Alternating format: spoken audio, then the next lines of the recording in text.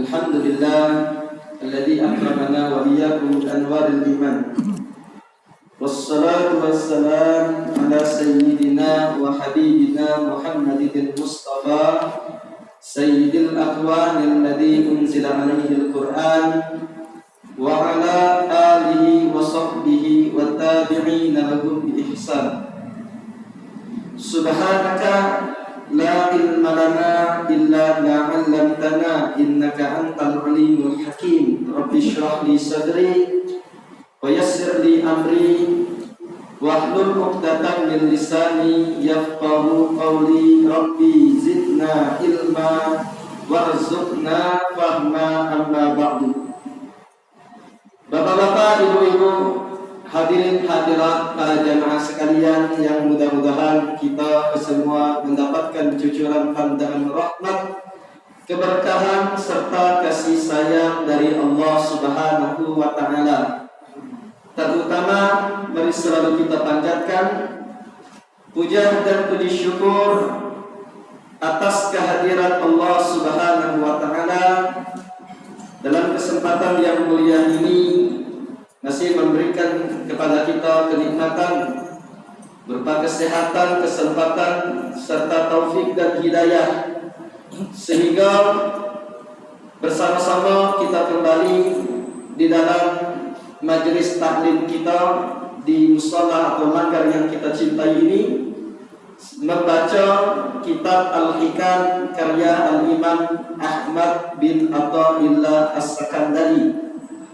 Tentunya kita berharap apa yang kita gawikan ini akan diterima di sisi Allah sebagai amal ibadah yang kelak kita petik buah dan hasilnya saat kita berjumpa dengan Allah di negeri akhirat kelak. Dan ilmu yang kita dengar dari makna yang tersurat maupun yang tersirat dari mutiara-mutiara perkataan seorang ulama akan menambahkan keimanan kita kepada Allah, menambahkan kualitas penghambaan dan keistiqomahan kita, sehingga kita harapkan keridhaan Allah di dunia dan keridhaan dari Allah di negeri akhirat yang dilambangkan dengan syurganya. Amin ya rabbal alamin. Salawat beriring salam selalu tercurah kepada junjungan kita Nabi besar Muhammad sallallahu alaihi wa alihi wasallam, beserta para keluarga, para sahabat, kerabat, dan seluruh para pengikut beliau hingga akhir zaman. Bapak-bapak, ibu-ibu, hadirin hadirat yang dirahmati oleh Allah, dalam kesempatan ini kita akan melanjutkan kajian kita yang mana pengarang pada pertemuan yang lalu memberikan pemahaman kepada kita bahwa kalau nak tahu cak mano kadar diri kita di sisi Allah, cak mano kadar Allah dalam hati kita. Itu secara ringkasannya. Ketika Allah itu di dalam diri kita adalah segala-galanya, Allah menjadi prioritas di dalam kehidupan kita, di dalam umur kita, di dalam waktu kita, di dalam apapun keadaan dan tempatnya, maka berarti kita itu termasuk orang yang istimewa di sisi Allah Subhanahu wa ta'ala. Kenapa? Ya karena keadaan diri kita itu tergantung mana keadaan kadar Allah di dalam diri kita. Semakin besar penghambaan atau prioritas terhadap apa yang menjadi kepentingan Allah, berarti itu juga kita itu berada di sisi Allah, berada martabat atau derajat kita di sisi yang menciptakan kita. Apa Ustaz makna kadar Allah di dalam diri kita? kadar Allah dalam diri kita itu perhatian kita dengan apa yang Dia perintahkan, apa yang Dia suruh. Jadi misalnya ketika kita dengar azan berkumandang, itu seruan Allah untuk manggil para hamba-hambanya melakukan sholat. Maka simpelnya, ketika diri kita dengar azan langsung bergancang, langsung kita sesibuk apapun, banyak cak mana baik gawian kita, dengar azan langsung minimal diri kita tuh merasa terpanggil. Oh, berarti kita itu punya prioritas terhadap Allah. Dan ketika di dalam diri kita ada prioritas Allah terutama dari sekalian makhluknya, berarti kita itu ada kemuliaan, ada tempat di dalam kebaikan yang Allah Subhanahu wa taala limpahkan kepada hamba-hamba di dunia ini. Maka dari itu inilah yang digawikan oleh Nabi Muhammad SAW itu wong yang paling mulia di sisi Allah. Nabi Muhammad wong yang paling tinggi derajatnya. Nabi Muhammad itu diungguli oleh Allah dari seluruh makhluk, bukan dari seluruh manusia atau dari seluruh para nabi dan para rasul, bahkan dari seluruh yang pernah Allah ciptakan. Itu nomor pertama Nabi Muhammad, yang paling diperhatikan, yang paling dicintai, yang perlu diungguli, yang paling utama. Maka wajar ketika beliau itu, kita lihat di dalam hadis-hadis bahwa tidak Allah bukakan pintu surga melainkan Nabi Muhammad, dan berkahnya itu akan juga dimasukkan umatnya yang pertama kali dalam surga. Tidak dibukakan pintu kecuali Nabi Muhammad dan umatnya yang terlebih dahulu masuk dalam surga. Kalau belum Nabi Muhammad masuk, belum umat-umatnya masuk, Allah haramkan dari seluruh umat dan para nabi-nabi yang lain. Kenapa? Karena Nabi Muhammad itu memang benar-benar memprioritaskan Allah. Benar-benar dia jadikan Allah adalah nomor satu di dalam dirinya. Bahkan maka ketika Siti Aisyah katakan, kana Nabi sallallahu alaihi wasallam fil baiti ka ahadina aw kama qalat, bahwa Nabi Muhammad itu di rumah tangga ketika dia berada di rumah dengan anak bini seperti kita. Beliau yaksifun na'al, beliau galaknya sendal, beliau yukhitut thiyab, juga menjahit baju. Kalau ada yang robek dari baju beliau, beliau jahit. Beliau juga ketika di rumah tidak malu-malu nyapu rumah juga. Keahadian seperti itu kalau di rumah. Tapi kata Siti Aisyah, kecuali ketika adzan berkumandang. Adzan masuk waktu sholat dikumandangkan oleh Sayyidina Bilal bin Rabah, maka kata Siti Aisyah, ka'annahu la ya'rifuna. Nabi Muhammad seakan-akan tidak pernah sama sekali mengenal kami. Seakan-akan kami ini tidak dikenali oleh Nabi Muhammad. Kenapa? Dikarenakan fokusnya beliau kepada Allah Subhanahu wa ta'ala.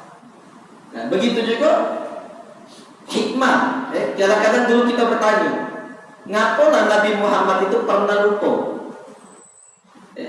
Pernah lupa. Nabi Muhammad pernah lupa. Bahkan dalam riwayat di dalam kitab-kitab fikih disebutkan 4 kali kurang lebih Nabi Muhammad sujud sahwi. Sujud sahwi itu sujud untuk apa? Untuk lupa. Misalnya kita ninggalkan ab'adus sholat. Ab'ad itu gawian dalam sholat yang menyerupai rukun. Seperti apa? Dalam fikih tahiyat awal. Dia menyerupai apa? Menyerupai tahiyat akhir. Begitu juga membaca sholawat kepada keluarga Nabi di dalam tasyahud awal. bersalawat kepada Nabi Muhammad. Namanya tahiyat kan dari at-tahiyatul sampai asyhadu an la ilaha illallah wa asyhadu anna muhammadar rasulullah. Misal kalau orang ada misal langsung dia tegak. Nah, ketika dia tegak lupa dia baca salawat Allahumma sholli ala sayyidina Muhammad wa ali, maka kalau dia lupa kaget sujud sahwi. Kenapa? Karena dia termasuk ab'adus shalah. Begitu juga ab'adus shalah kunut. Misal ada orang tiba-tiba subuh dalam madhab Syafi'i sunnah. Tapi misal dia sudah selesai dari sami Allahu liman hamidah, langsung sujud dia. Nah, kaget dia sunnah untuk sujud sah. Kenapa? Ninggalkan kunut ab'adus shalah. Atau melakukan sesuatu yang kalau dia sengaja batal, tapi kalau tidak sengaja tidak batal. Seperti mengucapkan sesuatu perkataan yang sedikit, itu juga sunnah sujud sahwi. Atau tak sengaja dia lupa, tiba-tiba ngomong ucapan yang selain bukan daripada ucapan sholat, bacaan sholat, selagi dia sedikit maka dia tidak batal kalau lupa. Tapi kalau dia sengaja batal. Misal ada orang sholat, anak kita nak keluar, kita bukan jangan keluar, batal tak kira-kira? Batal kalau sengaja. Tapi kalau tidak sengaja, misal kita lupa, namanya kita kan refleks. Kita lagi sholat, terbayang, terjingok, anaknya keluar. Jangan sholat dalam hati, aku ni dalam sholat. Jangan. Nah ini kaget sujud sahwi. Kalau memang, Nabi Muhammad pernah, dia juga melakukan sholat yang sebenarnya masih 3 rakaat, tapi dia nyangka sudah 4 rakaat. Jadi dia langsung tasyahud akhir. Ketika tasyahud akhir keluar salam Nabi Muhammad, Assalamualaikum warahmatullah. Nah, ada sahabat namanya Dzul Bijadain, namanya Abdul Uzza, tapi diganti oleh Nabi Muhammad jadi Abdullah. Nanya dia sama Nabi sudah sholat itu, ya Rasulullah, apakah ada wahyu yang turun atau kau ini lupa? Nabi Muhammad ngomong, kullu dzalika lam yakun. Kullu dzalika lam yakun, 4 kalimat. Kata Nabi Muhammad, seluruhnya tidak kata aku tidak kata wahyu turun, dan aku tidak tahu ngerasa tidak lupa. Maka disyaratkan oleh sahabat tadi baru 3 rakaat, berarti satu rakaat lah dari sholat isya, 1 rakaat lagi. Maka langsung beliau tegak. Ketika tegak nambah 1 rakaat. Ketika nambah 1 rakaat di akhir daripada setelah tasyahud, setelah salawat fil alamina innaka hamidun majid, maka beliau sujud sahwi. Ada ulama-ulama yang mengkaji, Nabi Muhammad kan wong yang paling khusyuk. Nabi Muhammad itu wong yang paling hadir hatinya sama Allah. Kok pacak lupa ketika di dalam sholat? Apakah Nabi Muhammad berarti tidak sempurna? Kita baca Nabi Muhammad makhluk yang paling sempurna. Jadi kenapa dia lupa? Ada dua alasan. Jadi jangan sampai ini masalah akidah. Siapa yang ngomong Nabi Muhammad berarti lupa juga, cak kita lupa ngantur, kata naudzubillah, dosa ini, bahkan bisa mengeluarkan dia dari Islam. Nabi Muhammad wajib kita yakini adalah Rasul punya sifat 4. Fatona, cerdas, tabligh, amanah beliau. Amanah itu bukan amanah cek kata kita nyampaikan, tapi amanat itu artinya beliau itu dijaga oleh Allah dari melakukan dosa-dosa, melakukan sebuah yang tidak layak digawe. Jadi makna beliau itu kenapa sujud sahwi? Karena pertama untuk syariat, tasyrik, untuk pensyariatan. Kalau tidak kata pensyariatan sujud sahwi, cak mana kita nak nampel kekurangan yang terjadi di dalam salat.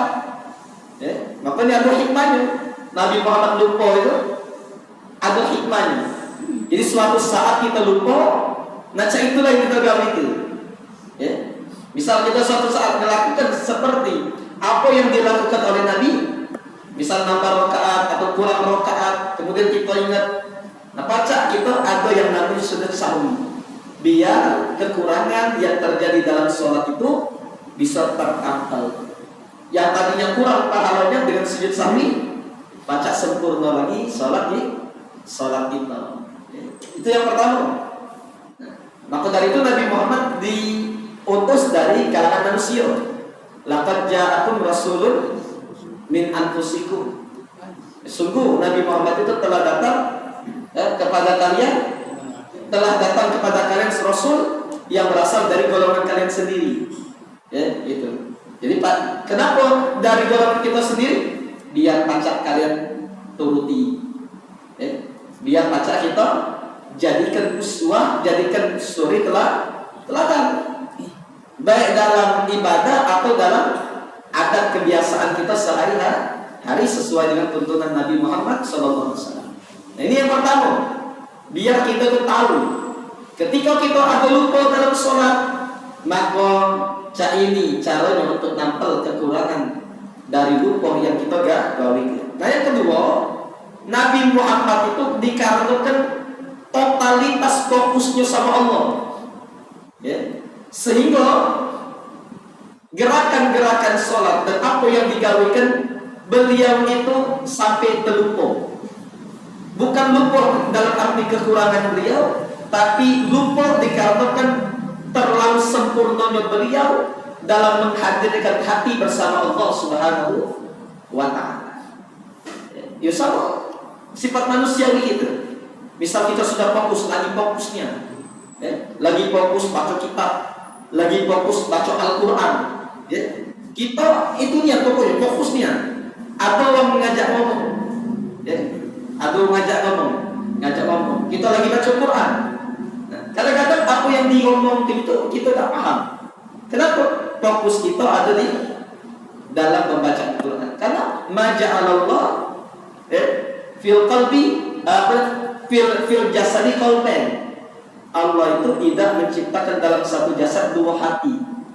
Jadi kalau hati kita fokus dalam sesuatu, otomatis yang lain tidak terfokus. Itu juga Nabi Muhammad ketika fokus dirinya kepada Allah, maka bahkan dengan apa yang harus digawikan di dalam sholat itu jadi ada yang tidak terfokuskan. Ini menunjukkan bagaimana luar biasa. Maka dari itu Nabi Muhammad SAW jadi wong yang paling mulia.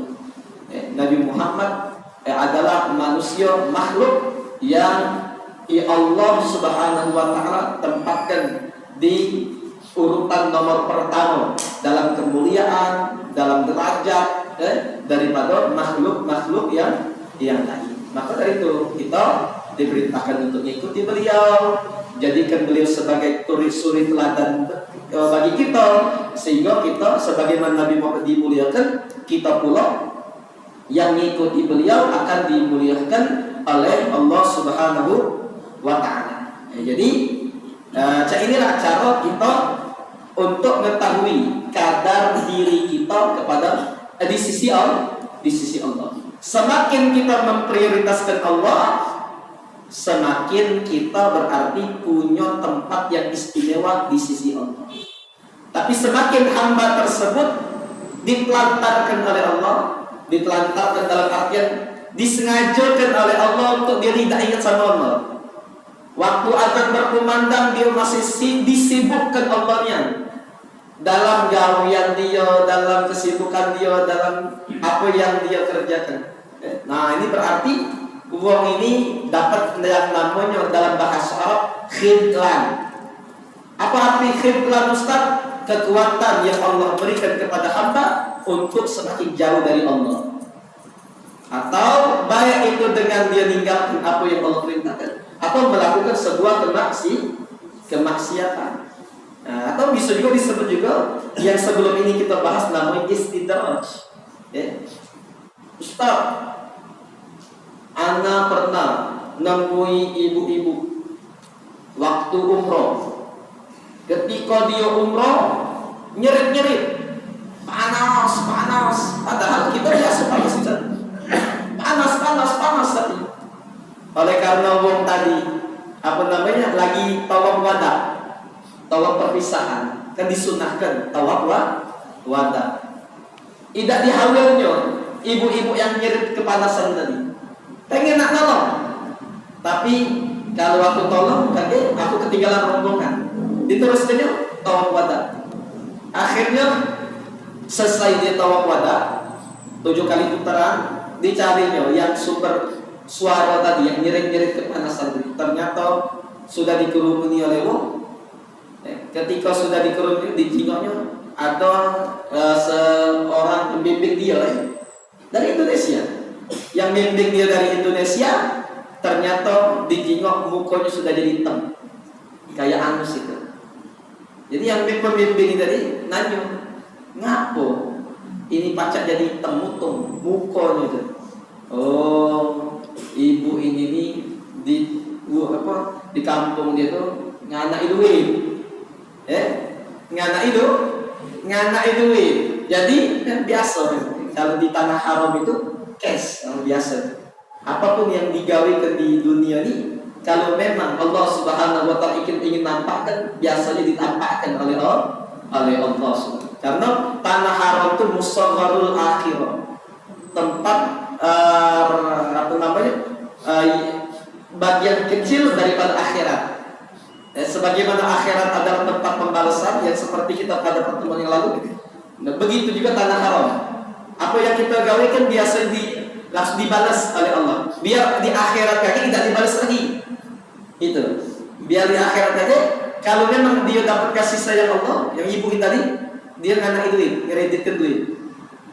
Jadi ketika dia balas sana, dia sadar bisa dia tobat, balik ke tanah air, tidak dibalas lagi di akhirat. Itu. Tapi kalau dia masih lakukan nyoba, nak motong-motong lah yang lebih duit banyak, nah ini kaget. Dosa baru itu akan menyebabkan dia diazab lagi di akhirat kayak gitu. Walhasil yang pengen kita nak sampaikan, atau ngomong, oh bibi itu rentenir, dibalas dia kejiwaan ketika dia pergi umroh, dibalas oleh Allah Subhanahu wa taala. Ngapo tetangga aku gaweannya jual sabu, dia pergi umroh, tidak ada apa-apa. Ada orang itu, urusan apa lah? Ada orang yang gaweannya haram, jelas-jelas, tapi ketika dia umroh kemarin sampai baru, aku tanya, ada apa? Temu apa?